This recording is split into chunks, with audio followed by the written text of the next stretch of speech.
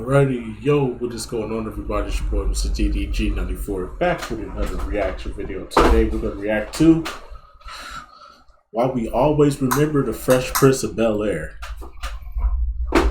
Mainly because of Will. But the show was iconic within itself. So, yeah, without further ado, let's get into it. But you already know we got to do it for the ones, we got to do it for the ones,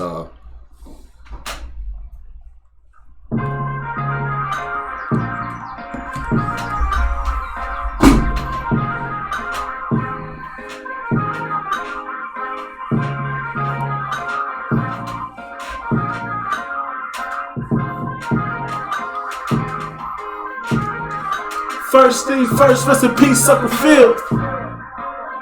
For real, you the only father that I ever knew. I get my bitch ready, I'ma be a better you. Prophecies that I made way back in the Ville. For real, listen, even back when you was broke like Dreamville. Martin Luther King would have been on Dreamville. Talk to a nigga. One time for my LA sisters, one time for my LA hoes. Lame niggas can't tell the difference. One time for a nigga who knows. Don't save her. She don't wanna be saved. Don't save her. She don't wanna be saved. Don't save her. She don't wanna be saved. Don't save her. She don't wanna be saved. Alrighty, without further ado, let's get right into it. Why you sweating me like this, man? What's up? Let me tell you something, this ain't no game.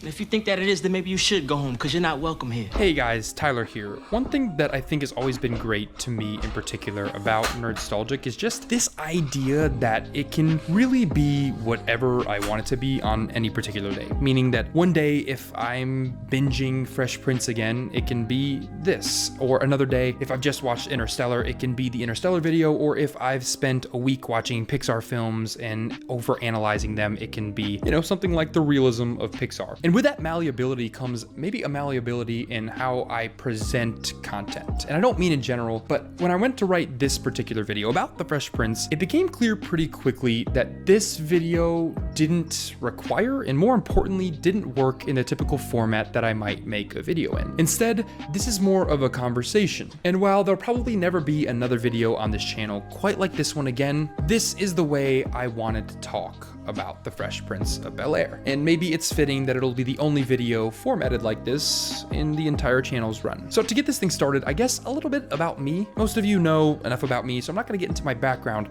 but I will say that I grew up on Fresh Prince. And when I mean I grew up on Fresh Prince, I don't mean, oh, I watched it on Nick at Night growing up. I mean, my entire life essentially revolved around this show. Facts. I grew up playing basketball all the way through college. I had an interest in fashion. My music taste were rap and R&B, as you can probably tell by the background of most of these videos. And the Fresh Prince of Bel-Air was the first time that I think I, as a kid, connected with television in a way that was meaningful. In a way that felt like I was seeing a reflection of the things I enjoyed in the cultures that I appreciated on screen. Now, there might be some irony in that sentence because, well, I wasn't a part of the culture represented on that show. And I think that's what makes Fresh Prince so interesting. Originally, when I sat down to write this video, this was supposed to be a video about how Fresh Prince changed television in the 90s, changed the way studios approached and presented topics, people, cultures in that sitcom format that was so present and so ubiquitous. And then I realized, for me personally, it's actually a little more than that, and I think that there's a lot of nuance in what that means. So I wanted to break this down into kind of 4 sections. The first is the way that Fresh Prince of Bel-Air shifted culture. Typical shows of that era that became incredibly popular were shows that didn't leave the TVs that sat in your rooms. And what I mean by that is, let's look at Full House, for instance. Full House was a fun, idyllic family comedy. It was designed and apparently watched by mostly young children, which I frankly was unaware of at the time. But a recent report about why Netflix chose to discontinue Fuller House showed that the numbers NBC got back for the original Full House had an average viewer range of 11 to 13 years old. Just strange, given that its syndication run was primarily on Nick at Night, which was a variety block of programming aimed at adults looking for nostalgia after their kids went to sleep. But you watched Full House and you turned it off and you went about your day.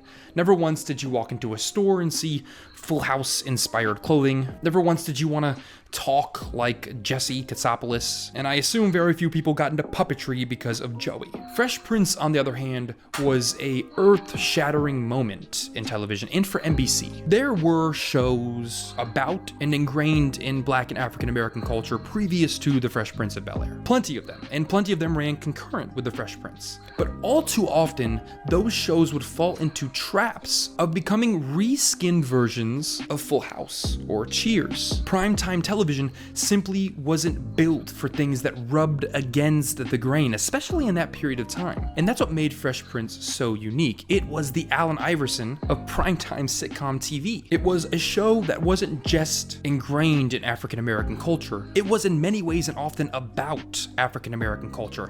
And it flew in the face of shows like Full House. It was comparatively crass. It dealt with sex, drugs, violence, and racism in ways that were substantially more adult than what you were typically getting out of those family-oriented sitcoms at the time. And this should have set Fresh Prince up to fail, but it didn't, and I think that's because of another thing. When Will Smith and Jazzy Jeff were kind of picked out of a crowd and plucked into the situation, they were already established hip-hop artists, or in Jazzy Jeff's case, a DJ. Will had had a modicum of success, had made a bunch of money, had gone broke, but he had fame. He had never acted, but he knew his way around the music industry at that point. But that's only one place where I think Fresh Prince thrived in shifting not just television culture, but culture in general. The Fresh Prince of Bel-Air, in its name and in content, oozed hip-hop, rap, and fashion culture in every single way. And this wasn't a show aimed at what would eventually become the Black entertainment TV crowd. This was a show aimed at the same people watching Full House and Home Improvement. That same crowd was expected to watch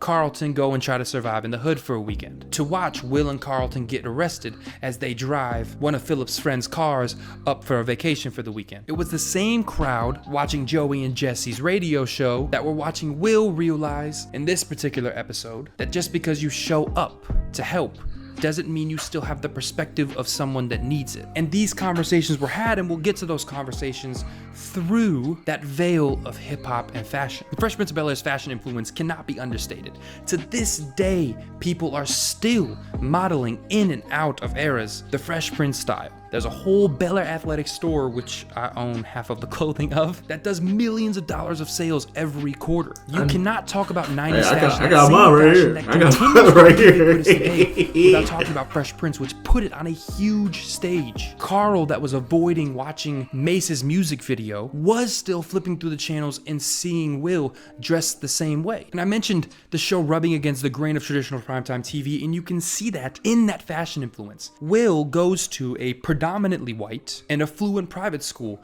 and what does he do?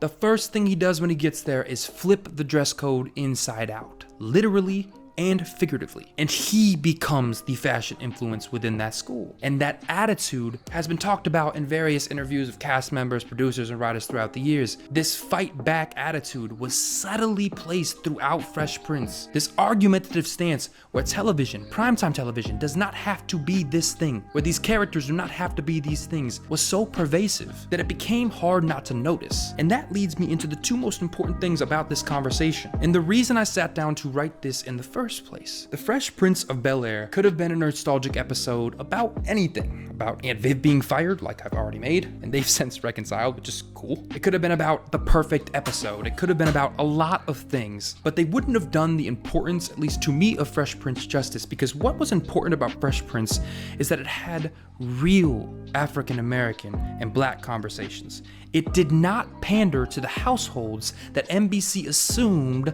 would be their audience. What do I mean by that? Real conversations. Well, let's look at the foundation of what the show is.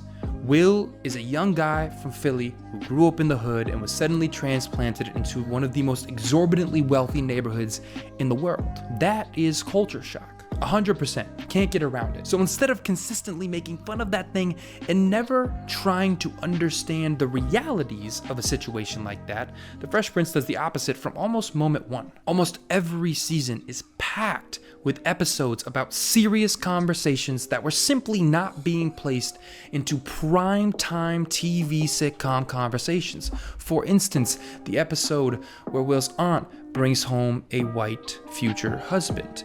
and how the family reacts to that reality, specifically Will's mother. Or the episode I talked about earlier, which to me is one of the best episodes of Fresh Prince, where Will goes to help out in Uncle Phil and Aunt Viv's old neighborhood, which has since been burned down. That neighborhood is in a less affluent area. And instead of just having a charity episode where everybody runs and helps out, Will meets a guy down there, African-American guy like himself, who Will believes he can relate to. He thinks they're from the same place and he tries to find that common ground, but Will realizes quickly that he suddenly isn't in the same position, and that helping does not mean you understand the pain of the people you are helping, even if you were once them, which maybe could be a good lesson for a lot of people over the last few years, that just because you are out there, just because you're flying your flags, does not mean you understand the pain of the people you are trying to help, and that does not mean don't help. It means help more and try to relate less. Let's put it this way. Episodes like that, what that episode of Fresh Prince understands is that if you walk up to the double amputee, it might make you feel good to go up to the guy and say, yeah,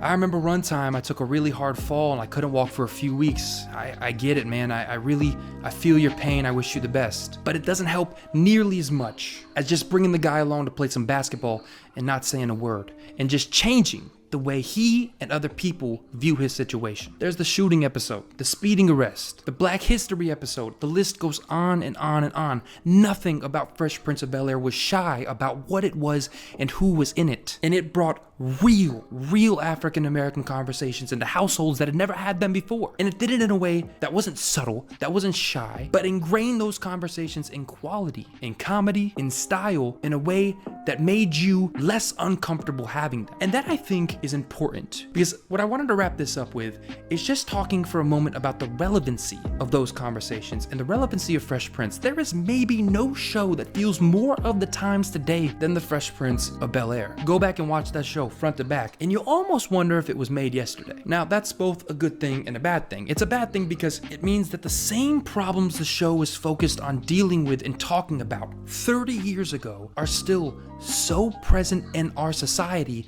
that 30 years ago still feels modern in the most problematic of ways. But good in the fact that there are still so many lessons that can be taken and ran with from one single show that is decades old at this point. The Fresh Prince of Bel-Air was a show that dealt with understanding yourself and your identity when you were out of your element, like so much of my generation feels like they are, especially financially. It's a show that dealt with what happens when police officers do not respect you as a person because of the color of your skin. It was a show about what it means to be of a culture, to be of a skin color, and can you be enough of that thing or not enough of that thing. A show about what it meant to understand other people at a level that meant you could help them, not just stare at them and cry for them, but help. And a show that understood that what's fair to one is not necessarily the treatment that another will receive. Those are the most present and modern issues that a show could deal with. And that's not to say that other shows at the time were not dealing with those issues, but there were not shows at the time that were dealing with those issues